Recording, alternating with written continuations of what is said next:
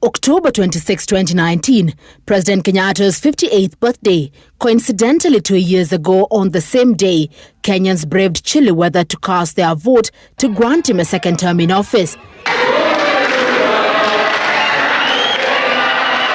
2 years on and a myriad of election promises later, strained Kenyans cannot hide their disappointment, many decrying the increased debt levels that have resulted in a rise in the cost of living as the government struggles to cope. Sasa tukirudi uchaguzi, watu wako na wamekasirika juu hali inavyokaa si vizuri. Mimi nimefunjika moyo kwa vile hata ile time niliamka last time saa 11 sitaamka.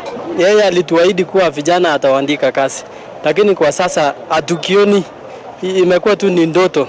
Mkate, maziwa, yani basic goods zimekuwa ziko juu sana. With President Kenyatta having waged a war against corruption, the public is yet to see the impact of the high-level arrests. Others questioning why the government insists the economy is growing, yet companies are closing shop and laying off staff. Ile kitu tunataka akuwe wazi zaidi, hii madeni tunatoa nje. Inafaa wanaichapisha kwa gazeti rasmi, Wakenya wote wanaiona, na atoe suluhisho akawaambia Wakenya madeni yatalipwa namna gani, yatalipwa na nani. Tena tunaomba ni mzingo tumembebeshwa kama Wakenya tupunguziwe, kama hii debt iko na imewekwa ipunguzwe. Bado tuko na shida sababu corruption imekithiri. The government has barely scratched the surface with regard to the Big Four agenda, the ambitious program suffering due to insufficient funds. But some Kenyans say President Kenyatta has done more the past 2 years than he did in his first term. Hapa Kibira hatukuwa na barabara, hatukuwa na choo, ametengeneza choo, ametengeneza barabara. Hapa Kisumu vile tuko tangu Uhuru aingie kazi, naona at least kuna maendeleo. President Kenyatta's attempts to unite the nation by reaching out to his opponents while also rewarding allies has caused a shake-up in his Jubilee household. One of his biggest struggles is selling the Building Bridges Task Force report and recommendations. Already the president is dealing with a disgruntled backyard. Just this week, a section of bound Kenya leaders lamented what they saw as sidelining of the region. Despite the criticism from Kenyans, the president rides on the perceived better first term, which had projects such as the Standard Gauge Railway project, the Last Mile Connectivity project, and the Free Maternity program, just to mention a few. It's not uncommon for a president in his second term to face rebellion. The headache for President Uhuru Kenyatta will be to ensure that 2022 succession politics do not derail the successful implementation of his Big Four agenda. Chamutaigo in Citizen TV, Nairobi. All right, so that's a compilation of what Kenyans feel. It may not be as representative as we would have wanted, but basically it gives you a view, a feel of what Kenyans are saying. And some of them are saying that they are disappointed on the performance of the president 2 years down the line, despite waking up so early. I remember that time the slogan by the Jubilee Party was 70+1, if I'm not mistaken. Then they were saying that 45 million strong, despite ODM's 10 million strong. So I want to begin with you, Jeremiah Kioni. What do you think has hampered President Kenyatta's performance that now Kenyans feel so much debt, corruption, war not yet won, despite several prosecutions or people that have been suspended and cases being pursued by EACC? What has been so wrong? Well, I think one of the things is to accept that it's really a tough time. And without doubt, Kenyans are having the cost of living is much higher than before. I don't want to say that the expectations were also higher. We have also to be careful when you are doing campaigns not to overpromise. I think, which is very difficult when you are campaigning. But I think we may also have overpromised. But I think we have had some huge debts, huge investments. We've borrowed heavily. We have invested in some very costly projects. Right. That are not yet paying back. And I think it is something that it's a pain that I think we need to endure for a better tomorrow. And one of the things that I think we are... But for how long can you endure that pain, bearing in mind that the economy is suffering? Over 4,000 have lost their jobs. Yes. Every day we hear of people agitating for better pay that is not coming. And I wanted to say that the other thing that had to be done, and it must continue being done, and it requires board leadership for one to do it, is to fight corruption.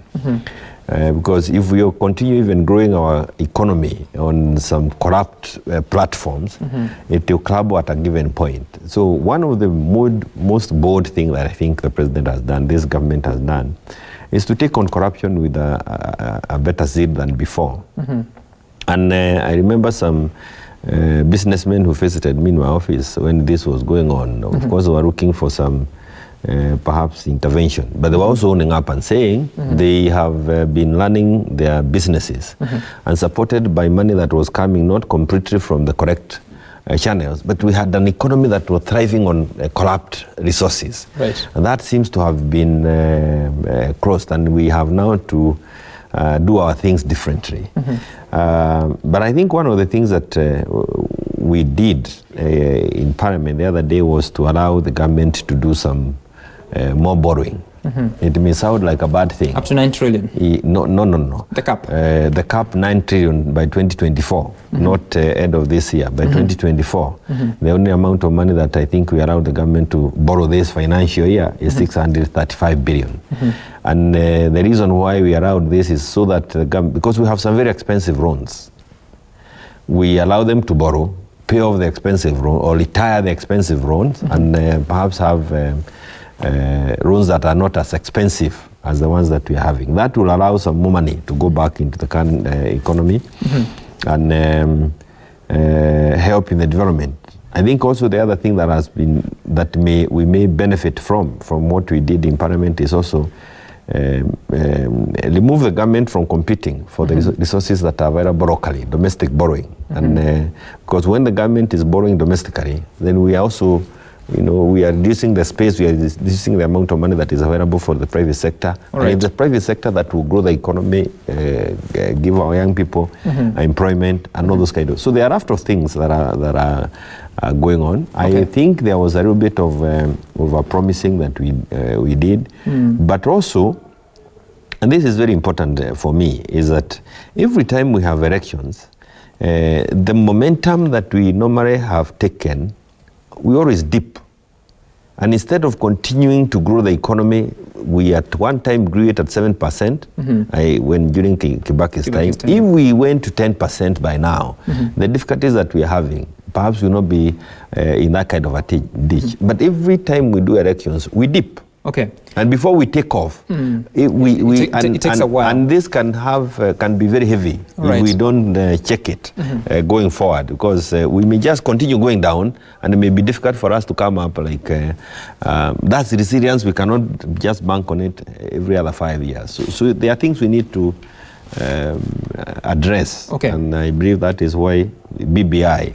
And I know you discuss about it. I think those are some of the issues that we need to be addressed by BBI. So, Honorable Kelo, does that explain why we are in the situation that we are at? And would it sit well with Kenyans who've lost their jobs, one, or people who are struggling with running a livelihood despite the cost that they have to put up with each and every other day? Well, thank you. We have to firstly admit that what we are witnessing today is not a fatigue that began this year or even last year. In fact, that same fatigue informed Jubilee's defeat in the 8th of August 2017 elections. How do you call it a defeat? It was a defeat. Yeah, I mean, that is why. That is why it was nullified. You are answering the same question. Yeah, that is why it was nullified. It's not the defeat that was nullified. That is why it was nullified. That is why it was nullified. Because Kenyans were treated to a raw deal by Jubilee administration since 2013. I remember President Uhuru Kenyatta limping, literally, to galvanize his second term, limping towards the ballot, having been beaten by a litany of corruption scandals. We had NYS, we had the Chicken Gate, we had the Youth Fund, we had Aror and Kimware. I mean, there were so much corruption scandals that, apart from eroding our dignity as a nation, also removed the monies that ought to have gone into productive sectors of this country, with potential to creating jobs. So lots of things did happen, and that is why I'm calling it limping towards the second term, because you cannot have a president sitting in office who could not go to campaign in such a big city such as Kisumu. So that tells you the kind of fatigue and erosion of confidence that the country had with this president. But we thank God that immediately after all the chaos and disorder, the handshake came into being that restored a semblance of peace. And hence, as my brother Honorable Kioni has ably said, the war against graft took another turn. And now for the first time we can see a cabinet secretary handcuffed, taken to a court of law to answer to charges. That is a milestone in the fight against graft. Though since then things have again simmered and we are asking ourselves why. Because corruption has, even though lessened a bit comparatively, it still occurs, and that is why we challenge our investigative agencies to move forward and apprehend more culprits. And we'll be looking at whether the handshake and the BBI is the solution to challenges to do with corruption. But Honorable Wanyonyi, so yes, it was an overpromise from what Kioni says, and then he says that Kenyatta was struggling with corruption getting into the second term. But then again, I mean, is this fair explanation to Kenyans, like I said, facing real issues? Because we look at what the National Treasury is doing. We have a new, not new, but an acting cabinet secretary there revising the revenue target, saying that we need to stop drawing budgets based on impressions that would be imaginable or an imagination that are not true. Does all that resolve the situation that residents of Westlands or Kibra face on a daily basis? Not really. You know, let me take it back a little. You know, when the Jubilee, then TNA, came to power, they were taking over from a very, very successful regime that had just passed. The regime of Raila Odinga and President Mwai Kibaki, that had set standards, that had put Kenya on a recovery process from the long years of KANU. And we expect them to take it to the next level. But instead, you know, the style of management also comes in play, because what Kibaki was doing, the new regime did not have it. And they went on, their first years, they were just implementing the Kibaki projects. When now those projects now came to, you know, they're finished. The implementation now is over. Now they ran out of the headwind, because now they are bankrupt of ideas. Even the men in the office, and that's why BBI is important here, because we need all Kenyans involved in managing our economy. When you're just having selective individuals who are, I think, maybe to lack a correct word, make sycophants of the president, they cannot tell him anything, the correct situation the way it is. Rotich stayed in Treasury for 7 years. What did he do? Only borrowing and borrowing and borrowing. You see, Yakuru Yadan has gone in and now has brought out the rot in the Treasury. And that's what Kenyans are grappling with. That's why we are seeing major, many companies, large companies collapsing. And we are not even, the government is not even addressing that. In America, when that happened, the government stepped in to rescue some of the major companies that will have though he says some individuals and institutions were thriving on corruption-related proceeds. Is that so?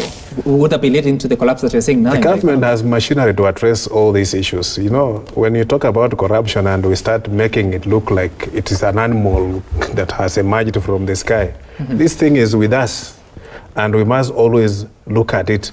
The government, in fact, even the EACC, I don't know why we have it. The government has got machinery at every level. Every ministry, every government agency should address issues of corruption and their backyard. All right, Honorable Abdikadir, because you said I can call you so. So, with all these situations, I mean, what is the solution? Because the president has 3 years to go. Are we going to put up with all this exhaustion and fatigue that Kenyans feel, or will things look better? And is the solution really a political one? Well, the president has 3 years, and let me, as a disclaimer, say I served in the administration for a year in the second term. So the president has 3 years. I don't think there is. I think the economy is key in any political calculation. Kenyans have a right to voice their opinions. I think it is part of the political space now that they feel they can very frankly give their views. Earlier on, probably that would not have been possible because they would not want to have been seen to be criticizing the president they voted for when there was a very strong, when there was a very difficult political environment. So I think it's part of the space that they feel free to. And I think the answer is, hopefully, first of all, in the next 3 years, things will turn around. But whatever the case, that is what you're supposed to take into consideration as you vote. And the key is, who are you going to vote for next and what will you vote for? Is any politician different? Well, you see, it's really management of the process. Is any political formation or grouping different? I don't think so that is what's supposed to go into. To be very honest, as Kenyans, when you're going into that booth, rarely will you decide, is the person I'm going to vote for better for me politically, economically, or whatever. It's really on ethnicity, whether you are voting in Kisumu, or you're voting in Kiambu, or you're voting in Mandera, or any of those places. So I think it's really time for us to then look and say, are we going to take into consideration important stuff in our life the next time we vote, without really agreeing or disagreeing with the. And I think it's not true that Kisumu is calmer for the president now because of the fight against corruption. It's just that the politics has changed, and because we have detained between him and Raila Odinga. All right. And so it's really the politics that matters. If we get our politics right, then I think we'll do better. If we don't get our politics right, as we have not got our politics right before, our politics is purely on ethnicity, then we will be in the rat we're in for a long time. All right. Just a quick one, as you go back. The fact that we are able to fight corruption after the handshake, the fact that we are able to fight corruption every time the ODM side is invited into government, it means that ODM has a big stake in corruption. If you cannot be able to fight corruption when they are outside, they must explain it to us. Are they the custodians of these guys? Why do they come to their defense? And I think it's very important. And I also want to say this. I don't want to have these pushbacks, but let me say, the fact that we were not campaigning in Kisumu is not because that economy was not good. Is the thing we need to work on is our accept politics. That we can come and campaign in Nyeri, as in Kisumu, without being stoned, without crowds being hostile, without violence. These are issues that we need to bring to the table at another time and sort them out. But they cannot be used to explain let me put economic performance. Because you invited me to this. You also mentioned the issue of chicken gate. And one of the culprits of chicken gate, now in court, was really an ODM nominee. And we struggled with him in parliament. I was in 10th parliament. That was way before. And we tried to impeach. No. The person who is in court now, we even tried to remove him from that time it was still the IBC, and we couldn't succeed. Why? The defense from ODM on the floor of the house was hilarious, and I think it is important. So clearly you can see that the politics are the root cause of the challenges that we have. I'll give you a chance to respond after the break, but I will forget. No, you will not forget, just not. Let's take a look at some of the tweets that you've been sending in via Citizen TV Kenya, the hashtag being DAYBREAK, just to see what you are saying on the conversation. This is who? This is Senator Muturi. Is he a senator? Or it's just a handle? How can we ensure that we, the young people, get job opportunities in these depressing times? Clearly, he's not a senator. That's a question. Then Engineer Lazaro says that Kenyatta regime engaging in mega projects that are yet to pay back with borrowed money and recycling retirees at the expense of young people. Corruption at its peak season. I think the regime lacks good economics advisor. Two more. Gomba Steve says that different from the expectations of a majority that the second term would be marred with favoritism and other negative sort of rulership. Whoa.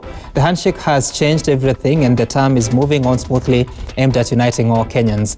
Someone else says, so finally, this is Olum Justice. Uhuru Kenyatta's second term has more enemies from within than without. It's worrying to see a deputy president who's duly elected alongside the president opposing his boss repeatedly.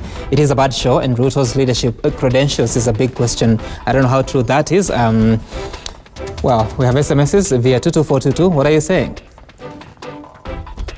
So this is Abel from Eldoret. I think President Uhuru's main achievement is uniting the country, but economically there's no trickle-down effect from the major infrastructure projects and the trillions put in the budget. Someone else says, the next one, Emon Mandago. Kenyatta has left our equity in development. He is focusing on making the opposition happy so that they enhance his dreams of unity. How does this make sense when no development is felt in other counties? The president should unite the country through equity. Mandago, I don't know where you come from. Comment from Eldoret. The president's second term began with a promising trajectory, especially when he introduced the Big Four agenda, which gave hope to millions of unemployed young people through manufacturing. Though the government is undertaking austerity measures, the fact that the president hasn't seen it fit to scrap chief administrative secretary's positions means he is simply playing to the gallery. Whoa, those are very honest views from the viewers that are watching from different parts of the country. So we delve into details of those when you talk about the BBI.